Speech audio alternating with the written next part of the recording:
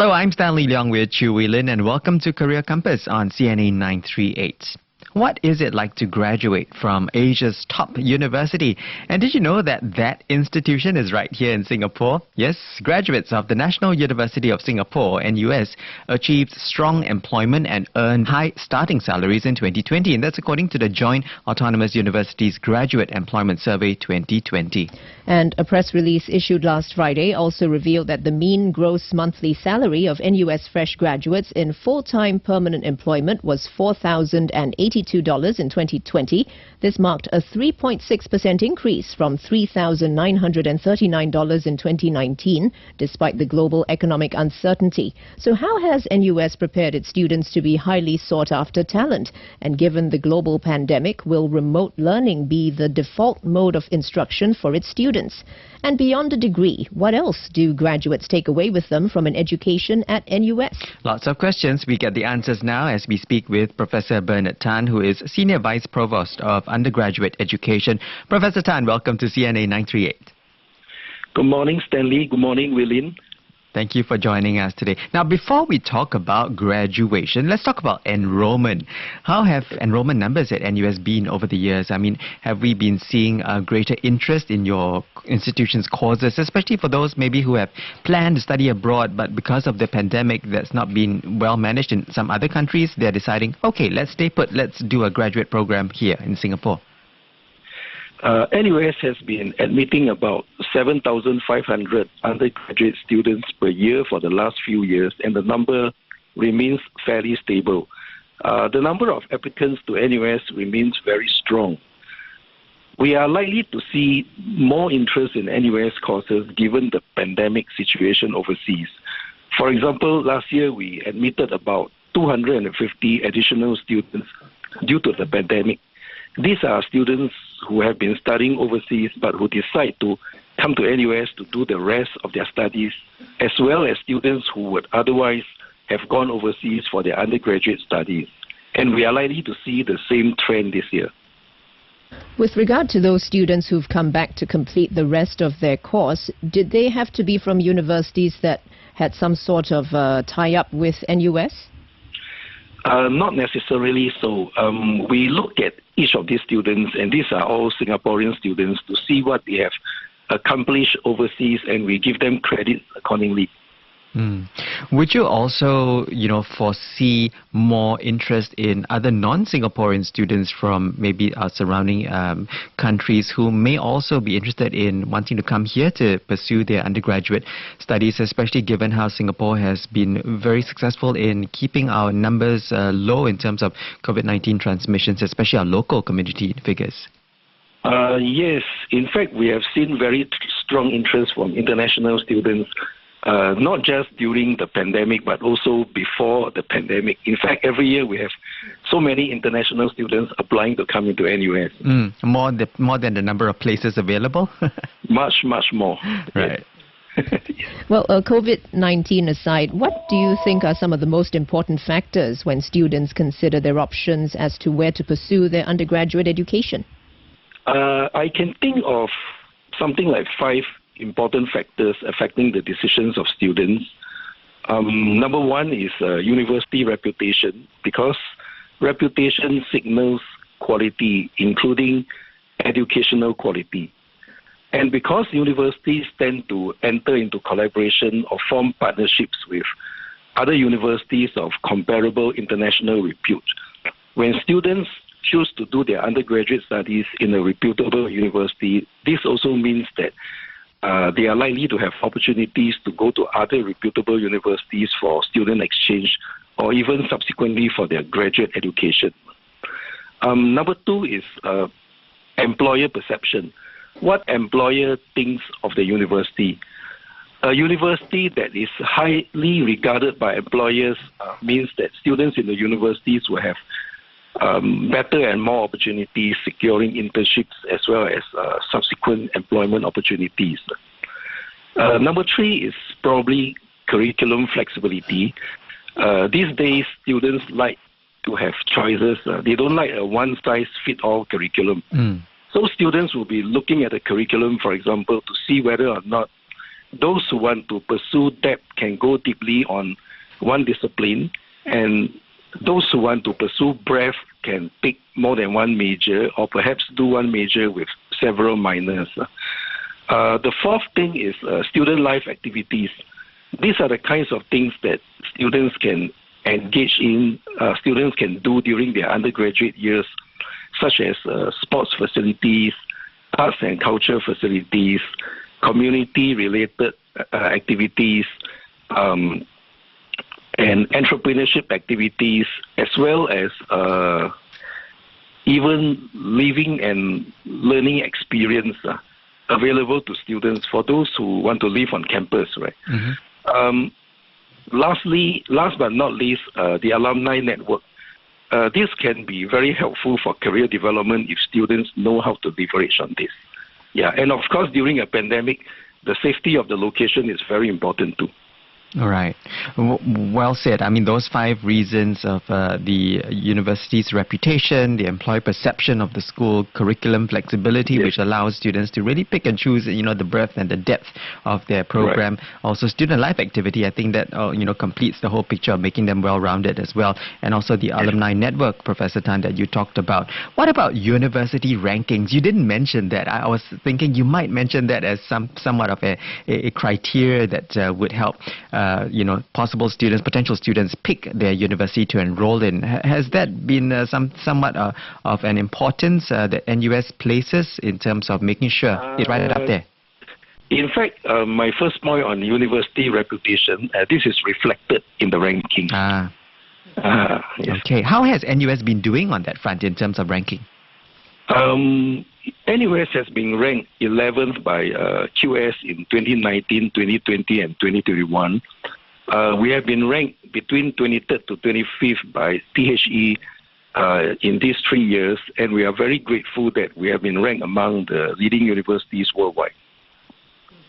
And tell us about some of the more popular courses at NUS. Have you noticed a shift or certain trends over recent years? Yes. Now, medicine, dentistry, and law have always been very popular courses, and I believe these will remain very popular courses.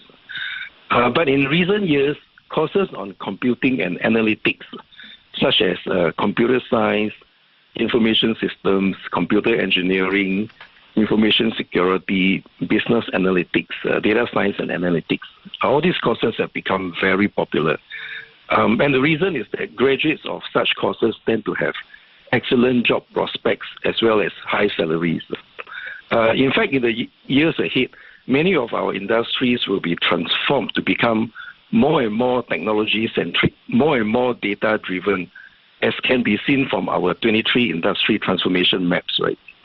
But having said this, I should also emphasize that beyond all these courses on computing and analytics, NUS has also made provisions for students from all our majors to be adequately equipped in the area of digital literacy and data literacy. And this was done to improve the employment prospects of all our students.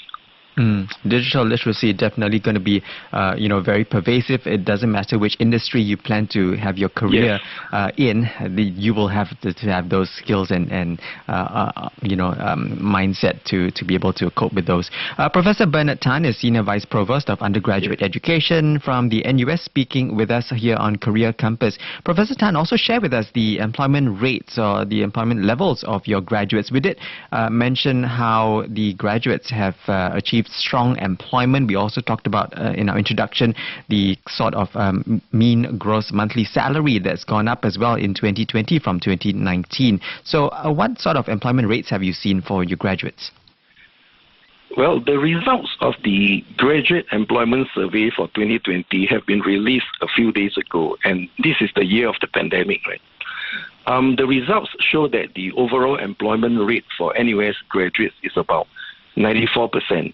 And over and above this, there is another 2.5% of our graduates who have secured jobs but have yet to start work. But the permanent employment rate is about 70%, and this is lower than usual because of the pandemic. We have a few hundred NUS graduates who have benefited from the SG United traineeships, and we are grateful to the government for rolling out this scheme. Now, Professor Tan, you mentioned that there's that digital literacy and data literacy course for all students. Give us more details on that and on how else your university is giving your graduates a head start in light of the current softer employment landscape. Yes. We have included a data literacy course and a digital literacy course as part of our general education. This is a part of the curriculum that all graduates, all majors, from all majors have to take. And it serves as a foundation on which other more advanced technology, data-related courses can be included in their majors. So this is the kinds of things we do, right? Now, in terms of giving graduates a head start in their careers, especially in the soft employment market, right? We have in fact been actively engaging employers through various activities. For example, our recently concluded online career fairs has attracted many employers who put up more than 1,000 positions. In March this year, we will be launching our Jobs Connect, where we will put up positions from employers that have yet to be publicized on our Talent Connect platform and encourage our graduating students to apply. We are also actively profiling our graduating students to employers through our CV compilation services on our Career Plus app. And on career preparation, we have ramped up our one-on-one coaching on job search strategy. We hope all these efforts, as well as other efforts, can give our graduates a head start in a very soft employment market. Professor Tan, you mentioned about how in March there will be a platform where your soon-to-be graduates will be able to access job information of jobs that have yet to be, job openings that have yet to be publicly made known. How were you able to make those arrangements with possible employers for your soon-to-be graduates in order for them to access such information first? Yes, this is done through our Center for Future Ready Graduates, who are in touch with employers from many sectors of the economy. So we regularly talk to employers, engage them, and find out if they have new positions that they want to put up. Definitely very beneficial for the students who will be graduating. Now, the pandemic has also forced educational institutions, not just here in Singapore but overseas, to conduct more parts of their programs virtually. Has that been the case for NUS? Indeed, that has been the case. Like all the other educational institutions here, it is not possible for us to conduct large in-person classes, right, due to the pandemic. We have in fact restricted our in-person classes to 50 students with all the necessary safety precautions in place. Now, what we have learned from this experience is this. For mass dissemination of knowledge, such as lectures, there are indeed ways with which technology can be deployed to do this as effectively as humans. But I do not think universities will become purely remote learning institutions because many learning activities are social in nature. Right? For example, group discussions, debates, problem-solving sessions will always be an important part of learning.